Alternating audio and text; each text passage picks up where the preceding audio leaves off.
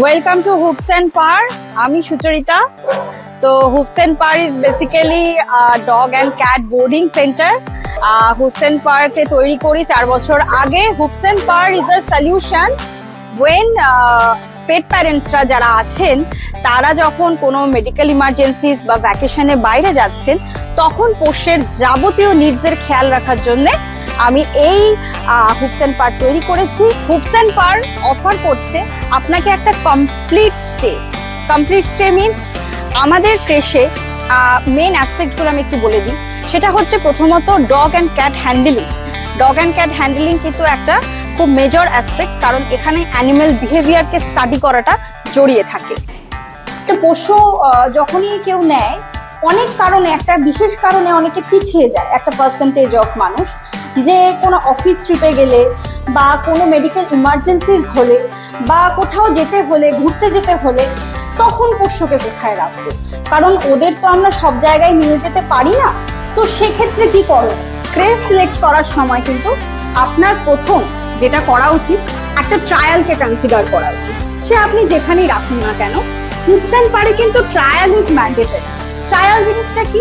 Trial হচ্ছে পোষ্যকে একটা নির্দিষ্ট স্প্যান অফ টাইমে রাখার আগে, বুকিং নেওয়ার আগে আমরা একটা প্রি অ্যাসেসমেন্ট ডেট সেট করে থাকি, যেদিনকে আমরা পেট প্যারেন্টসকে ফ্রি রাখতে বলি। এই না যে কোথাও ঘুরতে যাবেন আমার কাছে দিয়ে আপনি টাইম পাস করতে গেলেন, সেরকম নয়, কিন্তু সেদিনকে পেট প্যারেন্টসকে ফ্রি করতে বলি।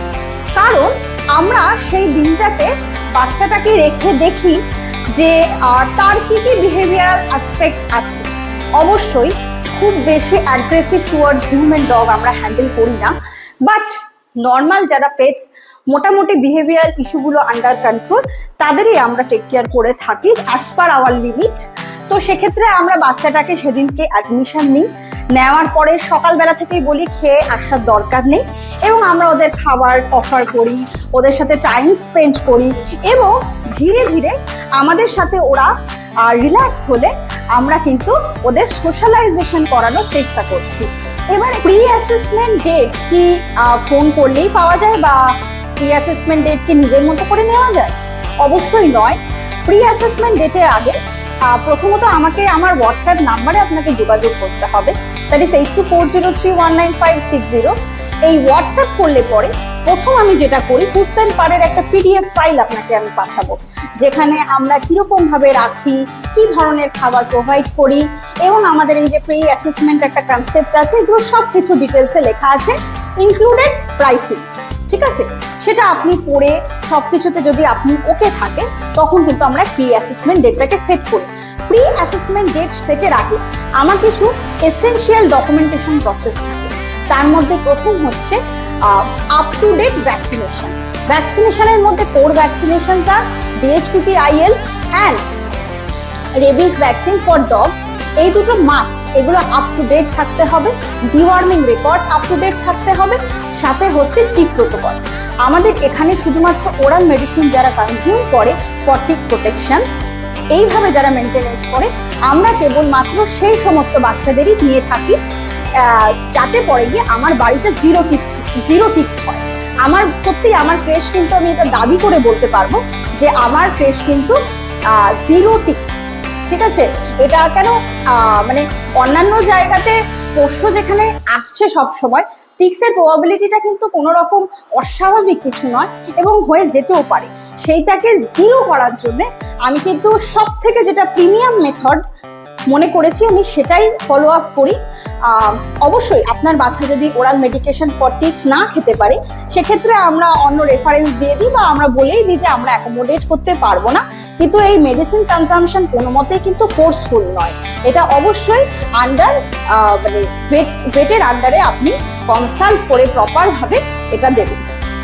আর যে কোনো মেডিসিনই আপনি খাওয়ানোর আগে অবশ্যই নিজের পার্সোনাল ভেটের সাথে আপনি ডিসকাস করে তবেই দেবেন। এবার চলে আসি যে হুপস অ্যান্ড পারে আমরা যে মিলস প্রোভাইড করি, কতবার প্রোভাইড করি বা কি প্রোভাইড করি। ফর অ্যাডাল্ট ডগস জেনারেলি ওরা দুটো হেভি মিল খায়, আর ইন বিটুইন একটু স্ন্যাক্স খায়। কেউ এক একজনের ব্যাপারটা এক এক রকম থাকে, কেউ হয়তো একটু শসা খায় স্ন্যাক্সে, কেউ একটু বিস্কিট খায়, এটা ডিপেন্ড করে ডগ টু ডগ, সেটা আমরা মেনটেন করি। আর আমাদের মেনলি যে ডায়েটে আমরা ফিক্স থাকি সেটা হচ্ছে আমরা ভেজিটেবলস, সিজনাল ভেজিটেবলস, ওতে properly herbs, good fat such as coconut oil এগুলো অ্যাড করে, হ্যাঁ হার্বস অ্যাড করে, ভীষণ মানে সুন্দর করে একটা খুব স্লাইট কোয়ান্টিটিতে একটু জিঞ্জার গ্রেট করে খুব সুন্দর সুন্দর রেসিপি আমরা ওদের জন্য বানাই। হোম কুক ফ্রেশ মিল, এভরিডে চিকেন কাট মানে বাজার থেকে একদম কাট করিয়ে আনা হয় এবং প্রত্যেক বেলার মিল প্রত্যেক বেলায় ফ্রেশ তৈরি হয়। ভাত ফ্রেশ তৈরি হয়, ভাতের একদম প্যান ঢেলে আমরা ভাতটাকে চিকেন স্টক, চিকেন ভেজিটেবলস দিয়ে মুখে একটা মিল তৈরি করে সেটা ওদের দিয়ে থাকি দিনে দুবেলা। এছাড়া যা স্ন্যাক্স এক একজন বাচ্চা এক এক রকম খায় সেটা সেই অনুযায়ী দেওয়া হয়। এছাড়াও যদি আমরা যা যা দিয়ে থাকছি তারপরেও যদি কিছু দেওয়ার থাকে, সাচাস অনেক রকম অনেক সময় কি হয় পেট প্যারেন্টসদের পেট কিছু প্রেসক্রিপশনাল ডায়েটে থাকে, কিছু স্পেসিফিক ডগ ফুডে থাকে, সেক্ষেত্রে আমরা প্যারেন্টসদের বলি সেই ডগ ফুডগুলোকে আপনারা আপনাদের মতো করে প্রোভাইড করবেন, কোয়ান্টিটি মেনশন করে সেটা কিন্তু আমরা সেইভাবে মেনে দিয়ে দিই। এবার চলে আসি মেডিকেশনের ক্ষেত্রে। অনেক সময় হয় কোনো কারণে হয়তো সে কোনো আন্ডার মেডিকেশন আছে, সাপোজ লিভার গার্ডের ওপর রয়েছে বা কোনো হজমের ওষুধের ওপর রয়েছে বা কোনো বোনের ওষুধের ওপর কোনো একটা মেডিকেশনে রয়েছে, তা ক্রেশে এলে কি মেডিসিনসগুলো মেনটেন হবে না? কারণ ওরা তো নিজে নিয়ে ওষুধ খেতে পারবে না। আমরা কিন্তু সেই প্রেসক্রিপশন টোটালি সাইন্টিফিক্যালি আন্ডারস্ট্যান্ড করে প্রপার ডোজে প্রপার টাইমিংয়ে কিন্তু আমরা দিয়ে থাকি। সেই হিসেবেও আমাদের ওপর আপনি ভরসা করতে পারবেন। হুপস এন্ড বারে আপনি যখনই আপনার বাচ্চাদের ছেড়ে যাচ্ছেন সেক্ষেত্রে আপনার অবশ্যই ওদের মিস করবেন, সেটা ভীষণ স্বাভাবিক। আমিও মানছি, আমিও পেট প্যারেন্ট, আমার বাচ্চাও যদি অন্য কোথাও থাকে অবশ্যই আমার মধ্যে একটা ভয়ভীতি আসবে বইটি। কিন্তু একটা কথা ভাবুন তো, আপনার বাচ্চাকে যদি আপনি কোনো ফ্যামিলি মেম্বারের কাছে রেখে আসেন সেক্ষেত্রে আপনি কিন্তু অতটা অ্যাংশিয়াস হবেন না যখন আপনি আপনার কাজে যাবেন এবং অতটা কিন্তু ভয় পাবেন না। এই ভয়টা কাটানোর জন্য আমরা কিন্তু সবসময় বলি সারা বছর ধরে অল্প অল্প করে 1 দিন 2 দিন 3 দিন করে রেখে একটা জায়গার সম্পর্কে একটা নলেজ গ্যাদার করি। এগুলো তো গেল পশু হিসাবে ডগ নিলে কি সলিউশন। এবার চলে আসি ফর ক্যাটস। ক্যাটস কিন্তু আরো ডেলিকেট। কি সেন্সে? ক্যাট কিন্তু ডগের মতন ওরকম ভাবে ফ্রেন্ডলি হয় না। Cats are very ferocious in case of strange people. এবং ক্যাটসের ক্ষেত্রে মেইন চ্যালেঞ্জ হয় ওদের যে কোনো শরীর খারাপ হয় ওদের ওষুধ খাওয়ানো। কারণ ক্যাটস কিন্তু মানে একেবারেই ডগসের মতো নয় যে মুখ খুললাম খাইয়ে দিলাম ফ্রেন্ডলি খেয়ে নিল। ক্যাটসের জন্য স্পেশাল হ্যান্ডলিং ক্যাপাসিটি লাগে, যেটা আমি ফিল করি আমার মধ্যে আছে এবং আমি চেষ্টা করি। ক্যাটসটা কিন্তু অনেক বেশি টেনশনে চলে যায় এবং ওরা কিন্তু টেনশন রিলিজ আমাদের আপনার আমার কথাই করবে না, ওটা কিন্তু নিজেকে সেলফ অ্যাসিওরেন্স করে যে যেখানে আমি আছি সেই জায়গাটা সেফ। তার জন্য আমি কি করি, ওদের আমি কোনো রকম টেরিটোরিয়াল ইস্যুর মধ্যে পড়তে দিই না। আমি সিঙ্গেল ফ্যামিলিকে অ্যাট এ টাইম আমি রাখি, মানে হচ্ছে, আর আমি রুম প্রোভাইড করি, কোনো কেজ প্রোভাইড করি না। এতে পরে গিয়ে কি হয় না, ওদের কোনো যে স্ট্রেসটা সেটাকে মিনিমাম হয়। ওদের একটা কমপ্লিট একটা রুম দিই আমি, যেখানে বারান্দা থেকে শুরু করে জানলা থেকে শুরু করে সবকিছু ক্যাট প্রুফ করা। এবং আমরা পার্সোনালি 24 আওয়ার্স কিন্তু আপনার বাচ্চার জন্য ডেডিকেটেড থাকি। তো সুতরাং আমার মনে হয় এই জিনিসগুলো ঠিক সেইভাবে ডট টু ডট হিসেব করা যায় না এবং আমরা মনে করি whatever we provide we take very reasonable price. এবং অনেকেই বলছে যে মেবি মার্কেট প্রাইসের থেকে হাই, বাট দেন আমি বলবো যে আপনি ঠিক করে মার্কেটকে তাহলে ইনভেস্টিগেশন এখনো করেননি। কারণ if you come to New Town, here craze starts from 1000-1500, সেখানে এখনো আমার প্রাইসিং কিন্তু বিলো 1000 রয়েছে for large breed if they socialize with each other. এবং আরেকটা জিনিস যে আমরা কিন্তু ডগকে হোক ক্যাটকে হোক উই প্রোভাইড রুম উইথ হল, ব্যালকনি এটসেট্রা। একটা লার্জ এরিয়া আমরা প্রোভাইড করি এবং আমাদের বড় টেরেস আছে, যেটা আমাদের ভিডিওতে দেখা যায়। আমাদের বড় গ্যারেজ আছে যেখানে ওরা একটা অনেক বড় জায়গা পায় রোম করার জন্য। তো আমরা একটা মানে ডগের ফ্রিডম হোক বা ক্যাটের ফ্রিডম হোক সেটা কিন্তু সবসময় মাথায় রাখি, যাতে ওরা ম্যাক্সিমাম আমার বাড়িতে যতটা জায়গা আছে ততটা জায়গা যাতে ওরা ইউজ করতে পারে এবং ওরা রিল্যাক্স থাকে। অন্যান্য ক্রেশে যেখানে আমাদের নিউ টাউনেই আমি দেখিয়ে দিতে পারি, এটা তাদের সাথে আমার কোনো কম্পিটিশন না, বাট আমি জাস্ট পয়েন্ট আউট গুলো করে দিচ্ছি because I get the reviews that I am expensive. সেখানে কিন্তু তারা একটা বাক্স প্রোভাইড করে। Basically kennel refers to a box. একটা বক্সের মধ্যে আপনার বাচ্চা কিন্তু 24/7 থাকছে এবং সেখান থেকে twice a day or thrice a day for 10 to 15 minutes they go out on leash just to do their potty and susu. Other than that they are enclosed in a box. আমার বাড়িতে কিন্তু ওরা বাক্সে থাকে না, তারা রুমে venture করে বেড়ায় এবং তার প্রুফও আমি দিতে পারি। আমার দরজা ভেঙে যাচ্ছে, আমার খাট ভেঙে যাচ্ছে, এটা হচ্ছে সেটা হচ্ছে, because I keep them free. এটাই তার প্রমাণ। ওরা নিজের মতন করে থাকে, ওরা মাসির বাড়িতে আসে রাদার, এবং ওরা প্রচুর আনন্দ করে এবং যা খুশি তাই করে। আরেকটা প্রাইসিং গুলো যখন আলোচনা করলে আমি আরেকটা ভীষণ ইম্পর্টেন্ট জিনিস সবার কাছে বলতে চাইবো, সেটা হচ্ছে টাইমিং অফ মানে pick and drop timing, check in check out যেটাকে বলে। দিস ইজ লাইক ভাবতে গেলে ডগ অ্যান্ড ক্যাট হোটেল বলা যায়। তো অবশ্যই সেখানে একটা টাইমিং এর ব্যাপার আছে।